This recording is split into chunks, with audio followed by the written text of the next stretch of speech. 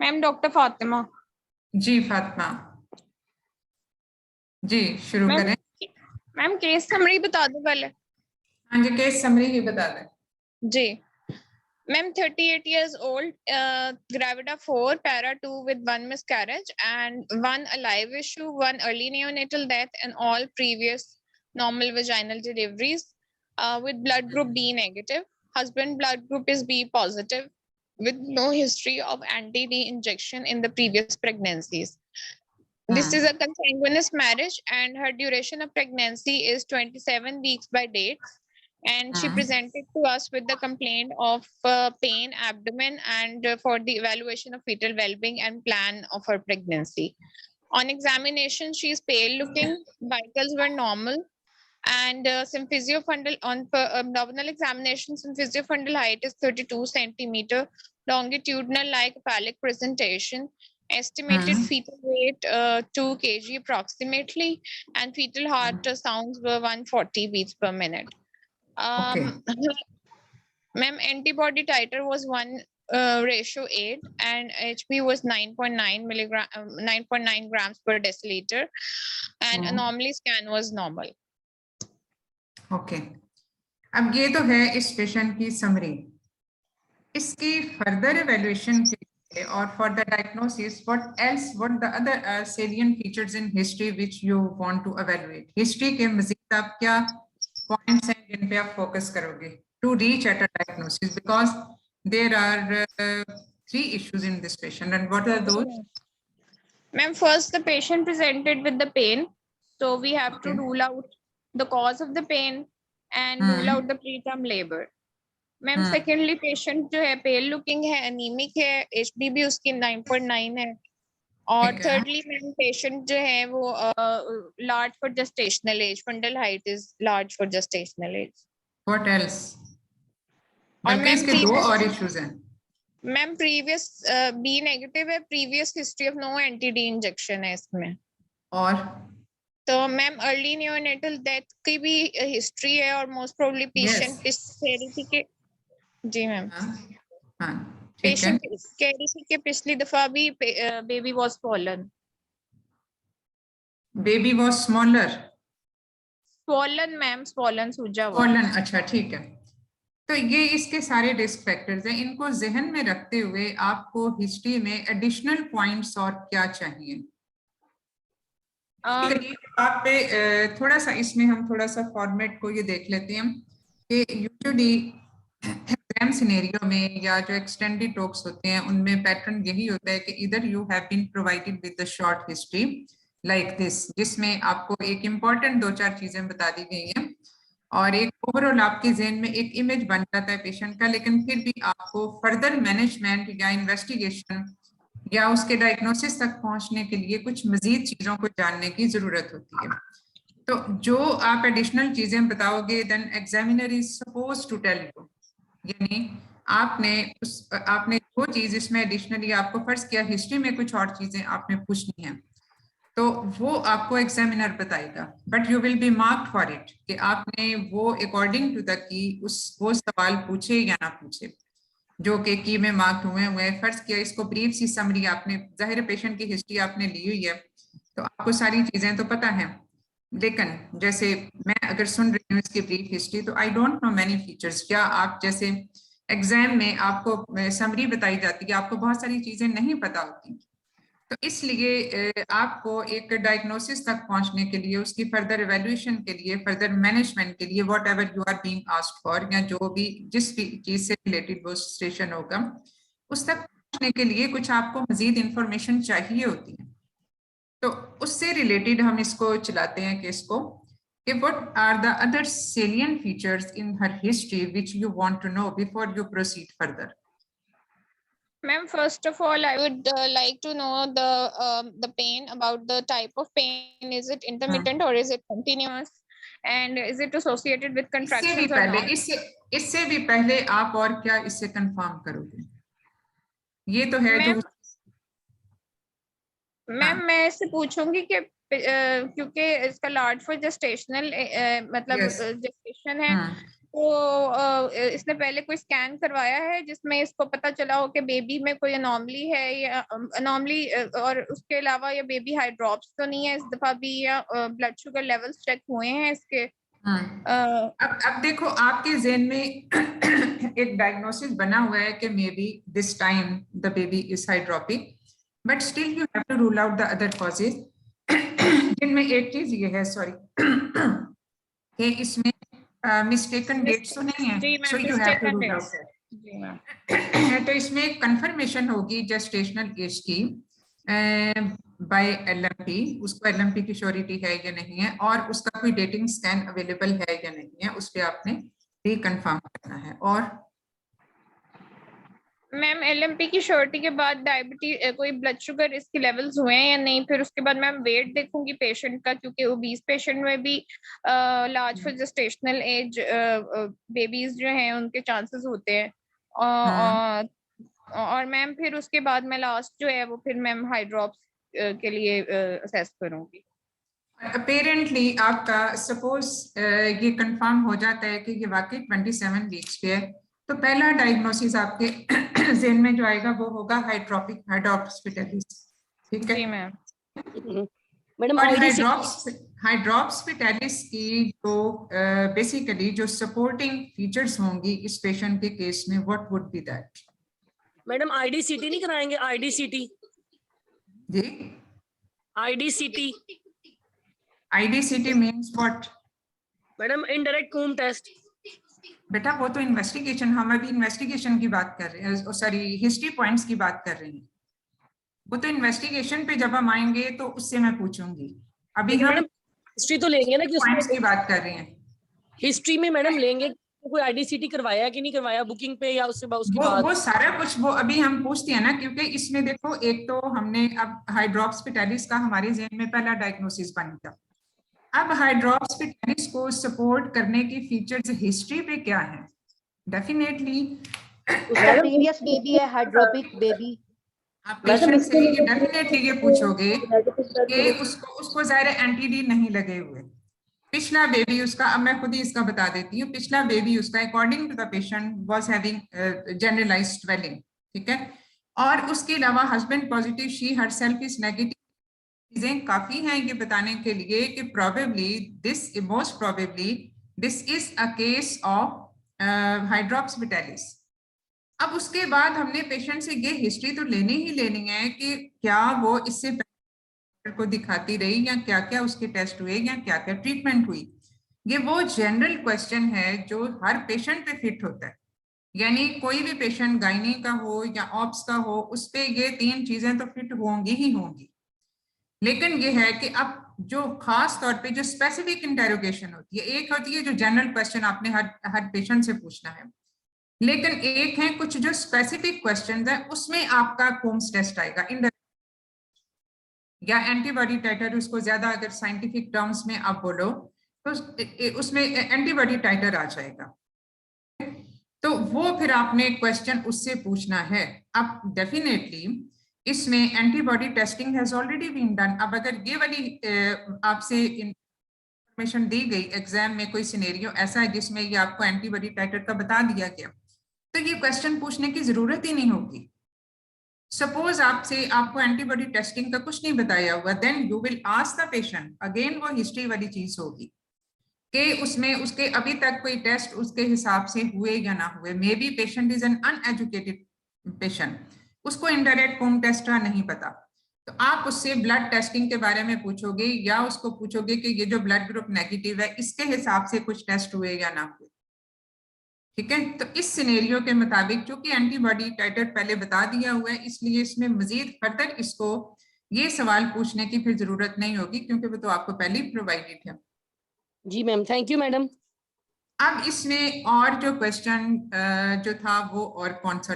जी doctor Fatima ma'am उसके बाद history पे और क्या पॉइंट्स? मैम पेशेंट की प्रेजेंटिंग कंप्लेंट पेन है, तो फिर उसके बाद पेन को हम करेंगे एक्सप्लोर के पेन कंटिन्यूअस है, इंटरमिटेंट है, is it associated with contractions, is it associated with any dysuria, burning, micturition, vaginal discharge, ma'am ये सारी कोई मैम इन चीजों को रूल आउट करेंगे मैम, टू रूल आउट के प्री टर्म लेबर में तो नहीं जा रही ओके patient। ठीक है, आपने रीजन फॉर पेन जो है वो एवेल्युएट की। Okay, what else? मैम उसके बाद पेशेंट जो है पेल लुकिंग है, तो फिर मैम उससे अनीमिया के क्वेश्चंस भी पूछ लूंगी कि पेशेंट की डाइट कैसी है, पाइका इनटेक तो नहीं है, कोई वर्म इन्फेस्टेशन तो नहीं है, मैम वो मैम उसके एंटीकोएगुलेंट ड्रग तो नहीं ले रही, डायरिया की हिस्ट्री तो नहीं है, फैमिली हिस्ट्री ऑफ थैलेसीमिया। वो क्यों लेगी? ये इररेलेवेंट क्वेश्चन है। एंटीकोएगुलेंट वाली तो कोई चीज इसमें नहीं बनती, कोई जस्टिफिकेशन नहीं बनती। तो रेलिवेंट क्वेश्चंस में देखो, यू हैव, आपके टाइम मैनेजमेंट बहुत इंपॉर्टेंट है। अब इसमें हो सकता है ये सवाल ना हो, अब ये दोनों चीजें हो सकती हैं कि ये सवाल हो कि अच्छा इसकी अब हिस्ट्री आप डिटेल में लें, यानी आपके पास रोल प्लेयर बैठा हुआ है, and at some places the examiner may act herself as a role player, तो आपने अब उसकी हिस्ट्री डिटेल में लेनी है, फिर तो आप ये सारी कहानियां उनसे पूछें। लेकिन जब आपको सिर्फ एक ये पूछ के सेलियंट फीचर क्या है, सेलियंट फीचर में आपने सिर्फ ये बताना है कि I will reconfirm her gestational age, उसके बाद I will explore the details of her characteristics of pain to rule out the cause for it, whether she is in preterm labor or not. I will ask about the signs symptoms of anemia and any events leading to anemia and whether she has been on treatment for anemia or not. फिर उसके बाद आ जाता है past history, past obstetric history, to rule out the details of previous early neonatal death, that is very important. बस इस तरह से 2-4 चीजें जो आपकी शायद 1 या 2 मिनट में मैक्सिमम पूरी हो जाएंगी। This will be the salient features on history. लेकिन अगर आपसे ये पूछा जाए कि आप इसकी डिटेल हिस्ट्री लें, जो है रोल प्लेयर से लें, फिर तो आपने एक एक चीज उससे पूछनी है, ठीक है, सारी फर्स्ट ट्राइमेस्टर की डिटेल, सेकंड की, थर्ड की, ये सारी चीजें जो आपने मुझे बताई इनको इंक्लूड करते हुए। पास्ट ऑब्स्टेट्रिक हिस्ट्री है जिसकी सारी डिटेल आप पूछोगे, medical surgical history, socio economic history, ये सारी चीजें आपने पूछनी है। लेकिन जब आपका सिर्फ एक क्वेश्चन ये हो कि सेलियंट फीचर है सिर्फ 2-4 कुछ इंपॉर्टेंट चीजें, उसके रिस्क फैक्टर के हिसाब से, यानी जो रिस्क फैक्टर आपने मुझे बताए थे, सिर्फ उनकी कॉजेज या उनकी थोड़ी सी डिटेल को जानने के लिए आपने ये बता दिया कि मैं इसकी पेन की जो डिटेल है वो पूछूंगी, वो इसलिए just to know the reason for it and rule out the preterm labour, ये आपने पूछ लिया, ठीक है, और बस ये इस तरह से आपने ये बताना होगा, ठीक है। तो ये तो हो गई उसकी salient features on history. Now on examination पे everything is clear that she is fair looking, सिम फिजियोफंडल हाइट, ये है और सारा कुछ। अब हम इसमें आते हैं, इसलिए एग्जामिनेशन की डिटेल में इतना जाना इस पे जो है वो एप्लीकेबल नहीं है। But suppose you are not provided with the examination, यानी आपको सिर्फ ये हिस्ट्री बताई हो कि 38 ईयर्स है, ग्रेविडा 4 पैरा 2 है, 1 alive issue and 1 early neonatal death, और जो कि सेकंड नंबर पे थी, इसको हम कह सकते हैं कि last born child was had early neonatal death and according to the patient the baby was swollen. She herself is having blood group B negative and the husband is positive. She is at 27 weeks now and has presented with off and on pain abdomen या जो भी lower abdomen है या back है, whatever it is. तो उसने सिर्फ इतना सा आपको हिस्ट्री वाली चीजें बताई हैं। अब इसमें होगा कि now evaluate the patient in detail, या उसमें take her history in detail.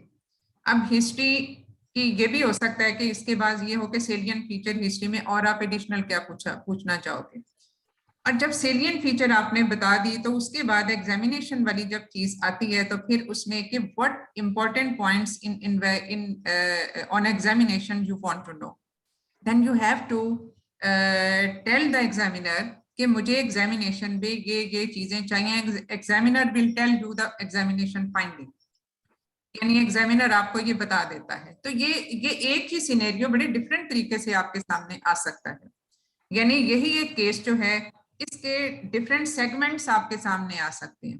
किसी में पूरा सिनेरियो होगा और उसमें कोई एक सेगमेंट पूछा जा सकता है, किसी में इसी सिनेरियो के बाद डायरेक्ट मैनेजमेंट पे भी आ सकते हैं। लेकिन जब आपसे फर्ज किया इसमें how you will manage this case, हो सकता है इसके बाद यही सवाल हो कि how you will manage this case, you have just 11 minutes with you, 1 minute scenario ही पढ़ती हो। अब उन 10-11 मिनट्स में आपने उसकी मैनेजमेंट बतानी है, लेकिन मैनेजमेंट बताने से पहले आपको कुछ इन्वेस्टिगेशन पे चीजें चाहिए, यानी इंपॉर्टेंट चीजें तो बता दी गई कि वो नेगेटिव है, लेकिन उसको कभी एंटीडी नहीं लगा। 27 वीक्स पे और 32 सेंटीमीटर की उसकी फंडल हाइट है, और उसका पिछला बच्चा भी हाइड्रोप्सिरालिस की वजह से मोस्ट प्रोबेबली उसकी वजह से उसकी अर्ली नियोनेटल डेथ होगी। तो आपके दिमाग में एक क्लियर सिनेरियो बन गया हाइड्रोप्सिरालिस का। So you keeping this possibility and keeping this diagnosis in mind, you have to proceed further for the management. Antibody titre का आपको बता दिया, हीमोग्लोबिन का आपको बता दिया, बट हो सकता है आपके ज़हन में कुछ और चीजें हों जो मैनेजमेंट से पहले आपने डिसाइड करनी है, जो कि इन्वेस्टिगेशन आपको चाहिए। इसमें बहुत इंपॉर्टेंट इन्वेस्टिगेशन जो होंगी वो अनीमिया से रिलेटेड होंगी और फीटल अल्ट्रासाउंड है उससे रिलेटेड होंगी। तो ये पूछे बगैर आप आगे नहीं चल सकते। तो आप उसमें कहोगे कि before proceeding to management I want to know certain investigation, the results of certain investigation. Examiner पूछेगा कौन सी इन्वेस्टिगेशन, वो खुद से तो नहीं बताएंगे कि अच्छा ये है, आप उनसे पूछोगे, जस्ट लाइक इन ओरल जैसे आपका वाइवा होता था पहले।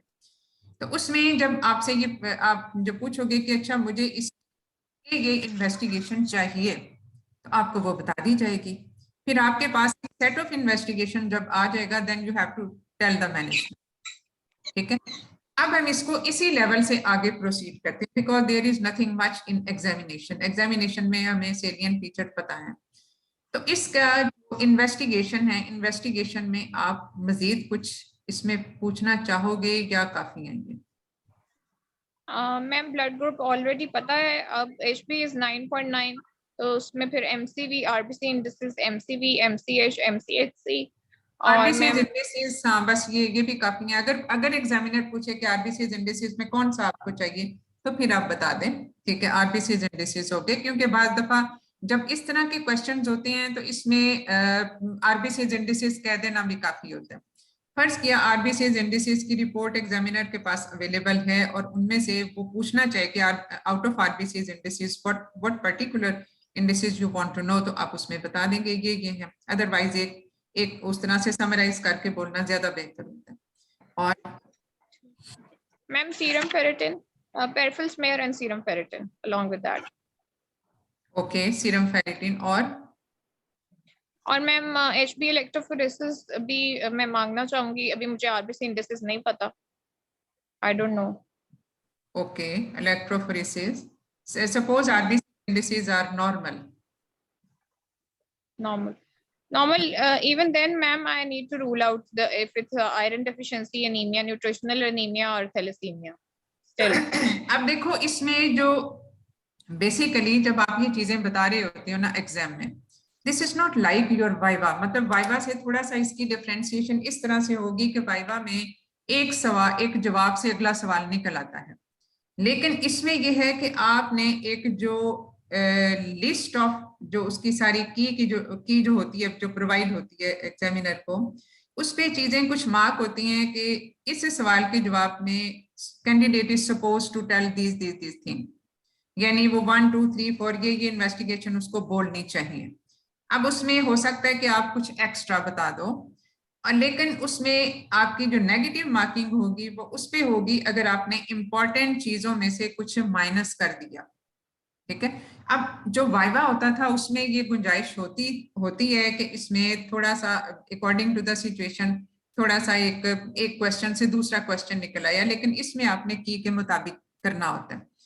और की जो बनती है ये इंडिविजुअल प्रैक्टिस बेस्ड नहीं होती, यानी ये ऐसा नहीं होता कि एक एग्जामिनर किसी तरीके से केस को मैनेज करता है, दूसरा एग्जामिनर किसी तरीके से केस को मैनेज करता है। ये हमेशा से एक नेचुरल चीज है कि फर्ज किया किसी भी प्रॉब्लम में हम सर्जिकल मैनेजमेंट भी कर सकते हैं, मेडिकल मैनेजमेंट भी कर सकते हैं। कोई एग्जामिनर मेडिकल मैनेजमेंट को फेवर करेगा, कोई सर्जिकल मैनेजमेंट को फेवर करेगा। सो देयर इज उसमें थोड़ा सा स्पेस होता है, लेकिन इसमें आपने एग्जैक्टली की के मुताबिक बताना है। अब हाउ यू नो कि की इसमें कौन सी है, कीज जो हैं वो हमेशा स्टैंडर्ड एविडेंस बेस्ड प्रैक्टिस पे बनती हैं।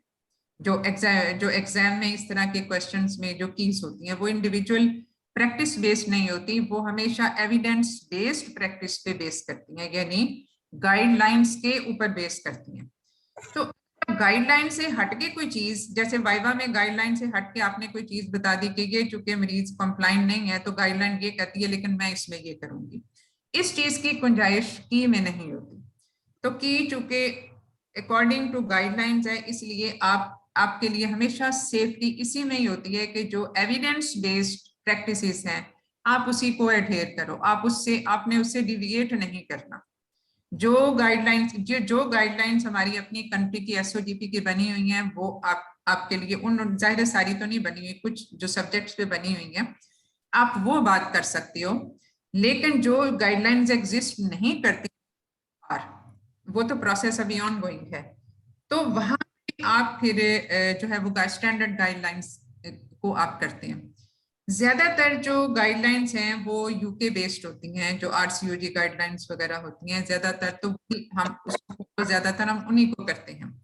लेकिन अगर उसमें कहीं पे कोई ऐसी चीज हो तो ये स्पेस होता है कि आप दूसरी गाइडलाइंस को भी बीच में कहीं कहीं इनकॉर्पोरेट कर सकते हो, तो उस चीज की जो है वो थोड़ी बहुत गुंजाइश होती है की में, ठीक है। उसमें क्योंकि ज्यादातर गाइडलाइंस में तो बहुत ज्यादा डिफरेंस नहीं होता, जस्ट विद फ्यू एक्सेप्शन वो तकरीबन मिलती जुलती ही होती है।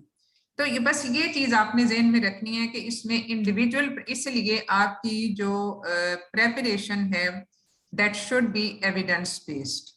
उसमें अब डेफिनेटली देखो जो इंडिविजुअल प्रैक्टिसेस हैं that differ from institute to institute. एक सेटअप है जिसमें एक बहुत अच्छी फैसिलिटी अवेलेबल है, जैसे कहीं पे फीटल ब्लड सैंपलिंग हो रही होगी लेकिन ज्यादातर सेटअप्स में नहीं हो रही होगी, तो वहां पे इसलिए आपने जिन जगहों की फैसिलिटीज, क्योंकि हमारी देखो डिफरेंट इंस्टीट्यूट्स में जहाँ पे हमारे पीजीज ट्रेनिंग ले रहे होते हैं उन सब की फैसिलिटी एक जैसी नहीं है, वहां पे डिफर करती हैं, फिर चीजें प्रैक्टिसेस फर्क हो जाती हैं। लेकिन ऑलवेज कीप इन माइंड कि एग्जाम में आपने जाना है विद एविडेंस बेस्ड प्रैक्टिसेस जो कि बेस्ड होती हैं ऑन गाइडलाइंस, ठीक है। बस ये एक बेसिक असूल आपके ज़हन में होना चाहिए। तो अब हम वापस आते हैं इसकी इन्वेस्टिगेशन पे। तो आरबीसीज इंडिसेस अगर नॉर्मल हैं तो फिर हीमोग्लोबिन इलेक्ट्रोफोरेसिस जरा डाउटफुल हो जाएगा। सीरम फेरिटिन सपोज इट्स 10, ठीक है। ये मैं आपको साथ साथ इन्वेस्टिगेशन बताती जाती हूँ, हो सकता है आपको खुद भी पता हो क्योंकि आपने केस पूरा स्टडी किया होगा, ठीक है। तो चलें अब आगे हम चलते हैं। मैम अनीमिया की इन्वेस्टिगेशंस हो गई, बाकी फिर बेसलाइन जो अदर इन्वेस्टिगेशंस है हेपेटाइटिस बी सरफेस एंटीजन एंटीएचसी बिकॉज़ वायरल मार्कर्स, ठीक है, हाँ ठीक है। अब वैसे हेपेटाइटिस बी सी के साथ जो है वो एचआईवी भी इंक्लूडेड होता है, बिकॉज एचआईवी जो है वो अब इतना भी अनकॉमन चीज नहीं रही, तो सेफ्टी इसी में ही होती है कि आप एचआईवी को भी बीच में इंक्लूड कर लो, ठीक है। ज्यादा सेफ्टी इसी में ही है, ये गवर्नमेंट सेटअप्स में अवेलेबल है और एचआईवी टेस्टिंग हो रही होती है, तो इसको आप अपनी बेस लाइन में viral hepatitis B C definitely इनका तो इंसिडेंट्स काफी है, but still HIV is not epidemic now, लेकिन एचआईवी स्टेटस जो है वो जानना जरूरी होता है, ठीक है। चलें जी, और मैम फिर urine complete examination for biochemistry and microscopy and then blood sugar fasting. Ma'am फिर उसके बाद titre, antibody titre we already know, तो मैम फिर डेटिंग स्कैन, एनॉमली स्कैन, जी ठीक है, ठीक है। मैम फिर डेटिंग स्कैन हो जाएगा, एनॉमली स्कैन हो जाएगा और recent scan available. Okay, now tell me the management of this case. Ma'am, management is because, ma'am, first I would like to know about her anomaly scan and recent scan. Ma'am, anomaly scan में I want to see if there are any cardiovascular anomalies, the placenta anomaly, any abnormality in the placenta. Suppose there no anomaly scan is available, no dating scan or anomaly scan is available, but बहरहाल इसको हम 27 weeks है तो 27 weeks ही हम इसको लेंगे, ठीक है। और ma'am, then the recent scan if it is available. What particularly you want to know on recent scan? Ma'am, eye drops, features of eye drops on the recent scan. आप Amount of इसको थोड़ा सा specify करो। Ma'am, amount of Liker, features of eye drops and middle cerebral artery Doppler. Ma'am, और ये चीज है. Ma'am, along with that fetal biometry, of course, the BPD and the femur length and the placenta, any abnormality in the placenta. Anomaly scan is not available. Still, I would like to rule out the anomalies, any cardiovascular anomaly, or ma'am, features, any other features on the scan, which are any gross anomaly present on the scan. Ma'am, also I would like to anomaly का तो हमने मतलब ठीक है, चलो anomalies भी हम, क्योंकि ये पहला स्कैन अगर इसका है तो एनॉमलीज इसमें हम देख सकते हैं अपेरेंटली, जो कि अगर it's too late for it, लेकिन बहरहाल फिर भी इसमें देखा जा सकता है। सपोज अच्छा ठीक है, इसमें सपोज कि AFI is 30, middle cerebral artery flow is normal for this gestation, ठीक है। अब अगरचे मिडल सेरिब्रल आर्टरी फ्लो में भी चेंजेस आती हैं with the gestational time period, उसमें changes आती हैं, but for this gestation it's normal, और features of eye drops are not evident on this ultrasound, and apparently there are no anomalies on this scan, and her antibody titer is 1/8 and hemoglobin is 9.9. What is your plan of management in this case? Ma'am, now as she's at 28 weeks, the antibody titer is less than 1:16. So I can repeat the antibody titer every 2 weekly, and I can repeat scan every 2 weekly. It is less than what? Ma'am, less than 1 to 16. 1 ratio 16. 1 into 16. And why it should be less than 1 into 16? Ma'am ये book 1 into 8 को आप 1 into 8 को interpret कैसे करोगे? Ma'am 1 into 8 is it means that antibody testing is positive, ठीक है। अब देखो, अब सपोज अब आपने ब्रीफली ये इन्वेस्टिगेशन बता दी, अब हम मैनेजमेंट की तरफ आ गए, तो मैनेजमेंट थोड़ा सा डिटेल में होगी। अब ये जब मैनेजमेंट आप बता रहे हैं तो इसमें हो सकता है अकॉर्डिंग टू की मार्क हो, और ये भी हो सकता है कि मैनेजमेंट के अंदर ही एक और क्वेश्चन एग्जामिनर ने आपको पूछना हो, that be according to the key of that question. उस टॉक्स की की में अगर ये है कि आपने इस पॉइंट पे ये वाला सवाल पूछना है, ठीक है, तो फिर ओके 1 into 8 का मैं पूछ रही थी कि how you will interpret it. Ma'am usually जो गाइडलाइंस में लिखा हुआ है वो तो ये लिखा हुआ है कि हम 4 इंटरनेशनल यूनिट्स लेते हैं, मोर देन 4 इंटरनेशनल यूनिट्स हो तो फिर हम मिडिल सेरिब्रल आर्टरी डॉप्लर कराते हैं, लेकिन हमारे यहाँ पे तो टाइटर्स में ही देते हैं ये लोग, रेशियोज में ही देते हैं। ठीक है, ठीक है, तो टाइटर में देते हैं, तो 1 into 8 means what? Ma'am, 1 into 8 means that the antibodies are present, but they are not significant to cause the eye drops till yet. Yes, ठीक है। 1 into 8 का मतलब ये है कि antibodies are there, but not significant enough to cause eye drops fetalis in the fetus. But should we be satisfied on this titer, or should we go ahead for further monitoring? Yes, ma'am, we will do further monitoring. As you said that there are still no features of eye drops, so I will do 2 weekly antibody titers, and along with that, ma'am, I can do 2 weekly or weekly. Ma'am, ये मुझे समझ नहीं आ रही कि weekly करवाएंगे या 2 weekly इस पर scan करवाएंगे to see the middle cerebral artery Doppler value. If at present antibody titer is not significant, though it is positive but not significant, then at this stage 2 weekly ultrasound will be enough. क्योंकि देखो हम antibody टाइटर करवा रहे हैं हर 2 हफ्ते के बाद, ठीक है, क्योंकि in as she passes on to the 3rd trimester, तो उसमें फीटो मैटरनल जो उसकी है transfer of the antibodies are much increased, तो इस वजह से फिर एंटीबॉडी टाइटर के रेस होने के इसमें काफी चांसेस होते हैं, and so will be the effect on the foetus. तो जैसे जैसे एंटीबॉडी, क्योंकि थोड़ी एंटीबॉडी टाइटर को तो फीटस कैन adapted to मतलब उसमें ये कि उसका जो सारा इम्यून सिस्टम है that is well working after 20 weeks of pregnancy। तो इसमें जो उसके बाद जब हमने इसको करवाना है to see the features of eye drops, तो इतनी जल्दी अगर फर्ज किया वो राइज कर भी रहा है, तो तो इतनी जल्दी वो उसका होगा नहीं, फीचर्स होंगी नहीं, और उससे पहले मिडल सेरेब्रल आर्टरी फ्लो भी रेस होना शुरू होगा coincidentally with the features of hydrops fetalis, यानी साइमल्टेनियसली वो ये दोनों चीजें जो है वो आना शुरू हो जाएंगी। But AFI is 30, you have forgotten this thing.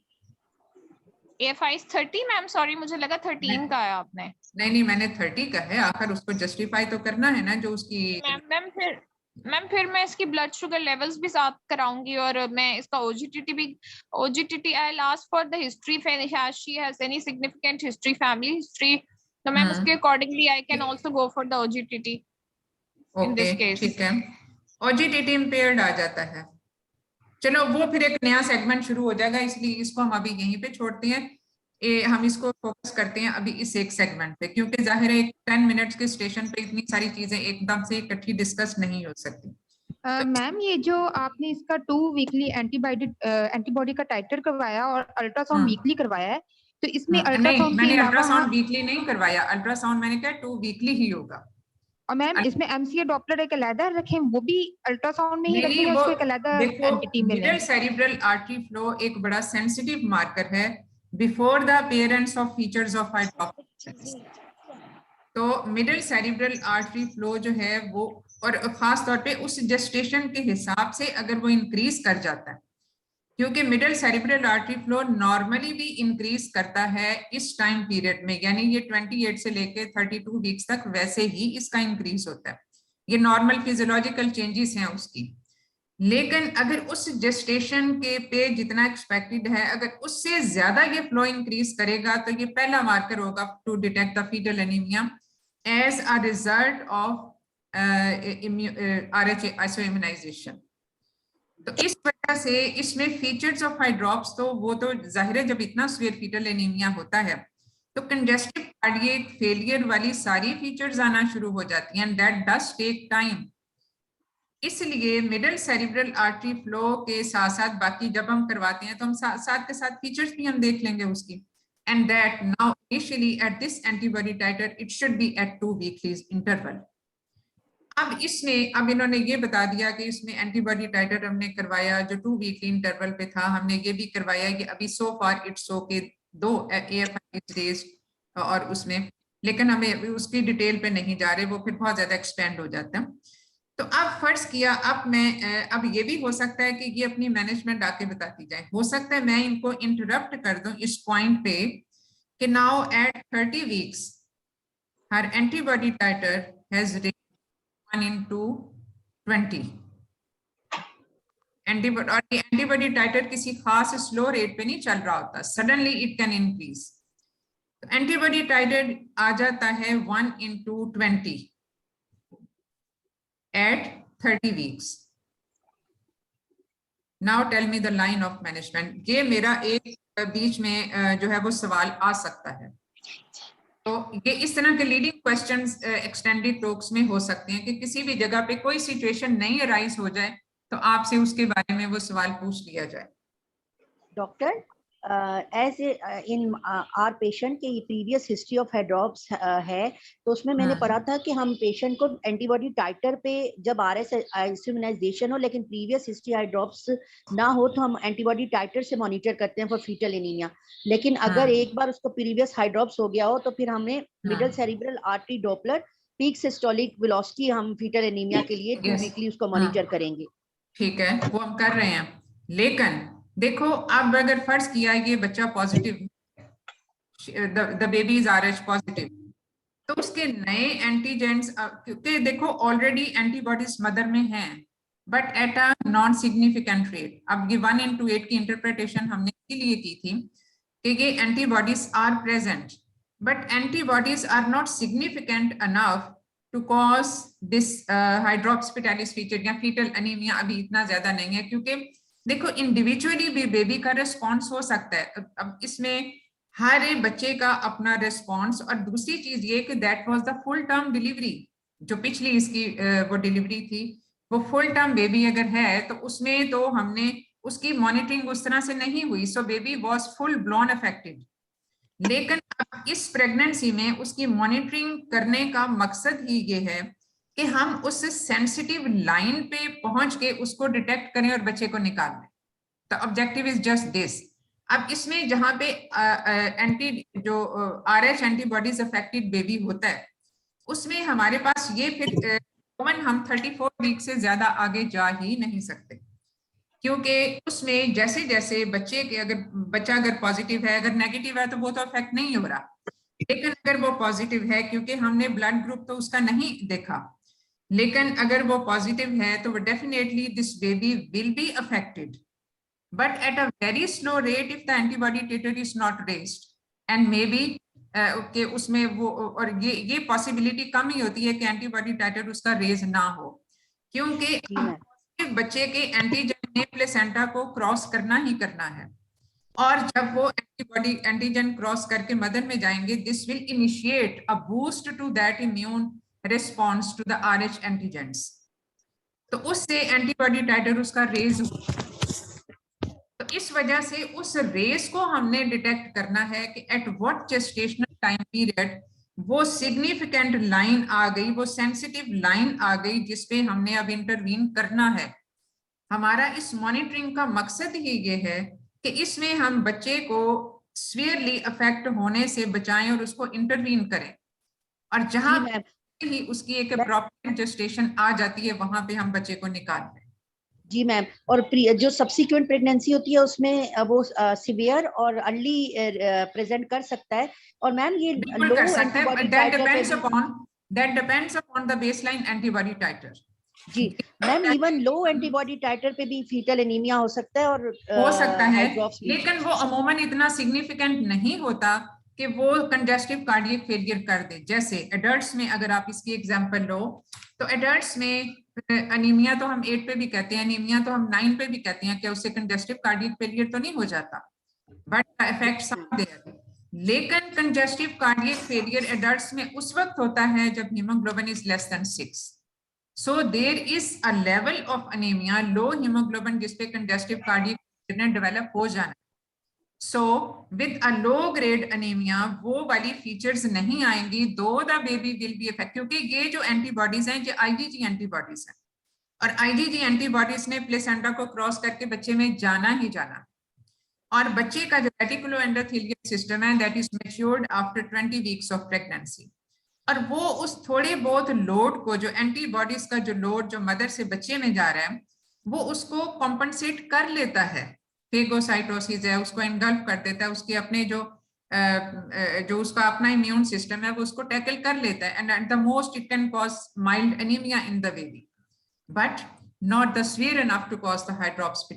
However, if this antibody titer will increase, तो वो जो एंटीबॉडी लोड है वो बच्चा कॉम्पनसेट नहीं कर सकता, वहां पे फिर हेमोलिसिस इतनी स्वेयर हो जाती है कि बच्चे का एनीमिया भी swear, and then all the sign and symptoms of congestive cardiac failure in the baby, high output cardiac failure, ठीक है, and that's why fetal anemia में फिर middle cerebral artery flow भी रेज हो जाएगा, उसका peak systolic volume भी raise हो जाएगा। बेसिकली हम मिडिल सेरिब्रल आर्टरी में पीक सिस्टोलिक फ्लो ही देखते हैं, वही उसके फ्लो को देखने का तरीका होता है, उसकी फ्रीक्वेंसी को और उसके फ्लो को। चलें जी, अब मेरा ख्याल है so far it's clear. Excuse me madam इस पे आपने इसका ओजीटीटी भी तो डिटेल्स दिया था। लेकिन उसको मैंने अभी सब साइड इसलिए कर दिया है कि वो बहुत लेंथी पर चीज होती है, इसको हम बाद में टच करेंगे। फर्स्ट वी विल हमें डिस्कस, हमें एक कंपोनेंट को कर लेना चाहिए, ठीक है, क्योंकि अगर तो ये लॉन्ग, तो इसमें हो सकता है कि एग्जामिनर ये कहे कि ओजीटीटी ठीक है, इडियोपैथिक भी तो होता है, 50% में तो इडियोपैथिक भी हो सकता है, जरूरी तो नहीं कि उस पॉलीहाइड्रामियोस के पीछे कोई वजह ही हो, तो इडियोपैथिक भी हो सकता है इसमें। इस वजह से ओजीटीटी को मैंने इम्पेयर्ड तो कह दिया, लेकिन इम्पेयर करने के बाद फिर उसकी भी डिस्कशन एक ऐड हो जाएगी जो उस 10 मिनट्स में पूरी नहीं हो सकती, तो इसलिए इस डिस्कशन को एक वन टॉपिक पे फोकस्ड रखने के लिए हो सकता है आपको ये टेस्ट फिर पॉजिटिव नेगेटिव दे दिया जाए, ओजीटीटी नॉर्मल का दे दिया जाए। तो चलें अब हम इस सिनेरियो को डिस्कस करते हैं कि now at 30 weeks the antibody titer is 1/20 now. अब आप क्या करोगे doctor Fatima? 1/20 means that it is now significantly raised.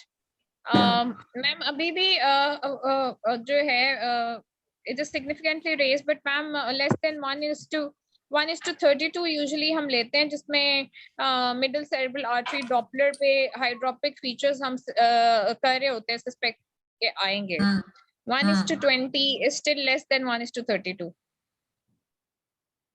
Less than 1:32, but ma'am it's raised. so of course, what you will not take any action on 1:20, or you will just keep on monitoring the baby?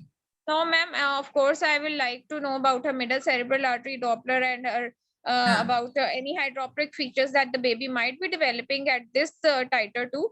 So I need to keep vigilant monitoring, and I will increase the frequency of the scans to weekly. And ma'am, I may need to involve the fetal medicine unit, and for the further. Now suppose after 1 week, you have detected the increased middle cerebral artery flow as for that gestational time period, and as well as there is a skin edema and the fetal ascites has been noted on the ultrasound. Now what you will do at this investigation? इस पे अब आप क्या करोगे? Ma'am, of course now this patient नहीं करवाया ma'am now antibody.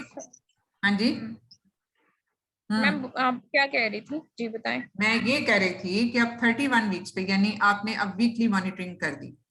अब इसमें 31 वीक्स पे एट अराउंड, यानी after 1 week, now on ultrasound middle cerebral artery flow has increased as per for that gestational time period. और उसके अलावा some features of hydrops fetalis are evident on ultrasound in terms of skin or scalp edema and the fetal ascites. So ma'am, now this patient needs to be referred to the fetal medicine unit, in which they would plan for her chordocentesis to do on the fetal blood. They would need to know about the fetal HB, and they will need to know about the hematocrit level, and if they are lower down, if the fetus is anemic, then we need to do the intrauterine transfusion. And that would be by the O negative, KEL negative, and CMV negative blood should be cross matched with the mother's blood, and that would be given transfused to the baby, and then further monitoring would be carried out by the fetal medicine unit in the by the frequent scans and the middle cerebral artery Doppler values to be done too. And then ma'am, of course we can take up this pregnancy up to 34 weeks. We need to give steroid cover to this patient. We need to arrange the blood for the delivery of the patient, and most probably, as she is having a bad obstetrical history, most probably we should go for the lower segment cesarean section, because patient wants a live issue, and of course she's having intrauterine transfusion to it's a very high risk pregnancy, so we will go for the cesarean section after steroid cover. अभी हम यहीं पे रुकते हैं. Suppose feto maternal unit की ठीक है, वो according to evidence based आपने ये कर दिया, लेकिन अब एक इंट्रायूटेराइन ट्रांसफ्यूजन उसको मिल गई because now there is need for it, क्योंकि उसमें फीटल एनीमिया इतना हो गया कि वो मिडल सेरिब्रल आर्टरी सब चीजों में प्रॉब्लम आ गया. अब ये इंट्रायूटेराइन ट्रांसफ्यूजन के बाद आपकी स्ट्रेटजी क्या होगी, because she is at 31 weeks now. Ma'am we need to prolong, क्योंकि अभी तो 34 वीक्स में भी टाइम तो है. Prolong the pregnancy up till at least 3 weeks, and for that we need to have vigilant monitoring so that the baby does not develops the hydropics, and usually more than 90% of the babies, the hydrops resolve after intrauterine transfusion, but we need to do frequent monitoring of the baby to see the hydropic signs that the baby develop. Along with that, the middle cerebral artery Doppler needs to be done. Maybe the baby needs another intrauterine transfusion, because ये जो blood आपने उसको transfuse किया, ये RBC जब अंदर जाएंगे वो नेगेटिव ही होंगे, लेकिन ये है कि उसमें भी उसका वो जो प्रोसेस शुरू होता है वो हेमालिसिस और दोबारा से एनीमिया, ये सब चीजें उसमें हो सकती हैं. So still you need monitoring for that, and may be you need an other intrauterine transfusion. और अगर इंट्रायूटेराइन ट्रांसफ्यूजन की आपको जरूरत पड़ जाती है, आप उसको रिपीट करोगे. और इंट्रायूटेराइन ट्रांसफ्यूजन आप बेस करते हो ऑन द फीटल हीमोग्लोबिन, क्योंकि जो फीचर्स हैं middle cerebral artery flow definitely will be affected. तो उसमें आपका जो एम इसमें होगा to deliver her by caesarean section at 34 weeks, क्योंकि उसके बाद क्योंकि जो देखो जो मदर से जो आ रहे हैं उसके एंटीबॉडीज जो आ रहे हैं उन्होंने अपना काम करते जाना है। अगर आपने उसमें नेगेटिव आरबीसीज की है, negative RBCs will not be affected by antibodies, लेकिन जो उसका अपना हिमोपैथिक सिस्टम इज गोइंग ऑन, तो वो वाली चीज जो है वो उसमें चलती रहेगी। और इसमें 34 वीक्स पे आपने इसकी जब डिलीवरी कर दी, उसके बाद की मैनेजमेंट फिर क्या होगी? आपने सेक्शन से उसको निकाल लिया। इसमें वैसे एक बाय द वे क्वेश्चन है कि ये तो था जो RH आइसोमिनाइजेशन था, क्या मदर भी इसमें इफेक्ट हो सकती है RH आइसोमिनाइजेशन से? मैम ब्लड ट्रांसफ्यूजन, अगर for example in the future कोई पॉजिटिव ब्लड ट्रांसफ्यूजन हो जाए मदर को in full accidentally, blown hydrops fetalis features अगर हैं उसमें जो है वो क्या मदर को कोई और इफेक्ट हो सकते हैं? मैम मिरर सिंड्रोम हो सकता है, प्रीक्लैम्सिया हो सकता है। हाँ ठीक है, क्योंकि बिकॉज प्लेसेंटा इज लार्जर, ठीक है, इस से प्रीएक्लैम्सिया वगैरह ये सब चीजें हो सकती हैं। नाउ आफ्टर डिलीवरी आप इसकी मैनेजमेंट कैसे करोगे? मैम आफ्टर डिलीवरी ऑफ क्योंकि इसमें देखो इसमें चीजें यहाँ पे स्टॉप तो नहीं हो जाती, डिलीवरी के बाद आपकी स्ट्रेटेजी क्या होती है? Ma'am council the patient first, ma'am counsel ma'am blood test need to be done by the pediatrician on the baby, then counsel the patient regarding the contraception, and ma'am further I would say that I will counsel the patient that she is already sensitized, and in the further pregnancy there are increased chances of the hydropic baby to develop.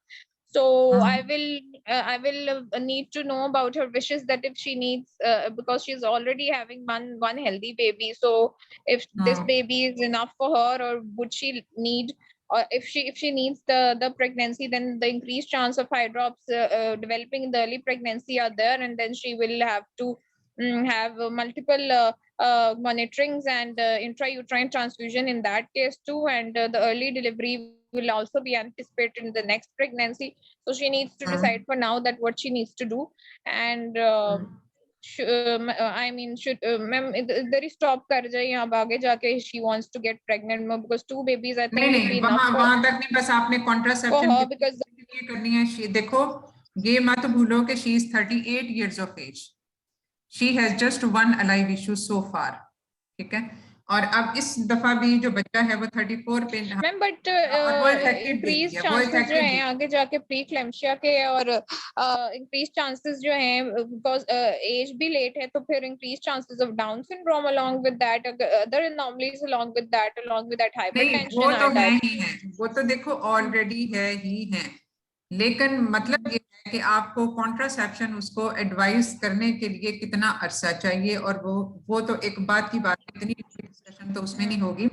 लेकिन जो चीज मैं पूछना चाह रही थी इसमें कि डिलीवरी के बाद बेसिकली बेबी से रिलेटेड जो चीजें हैं वो मैनेजमेंट वो बहुत इंपॉर्टेंट है, ठीक है। बाकी इसमें कॉन्ट्रासेप्शन और रूटीन की post operative care that will go side by side, वो उसमें एक लफ्ज बोल देना भी काफी है।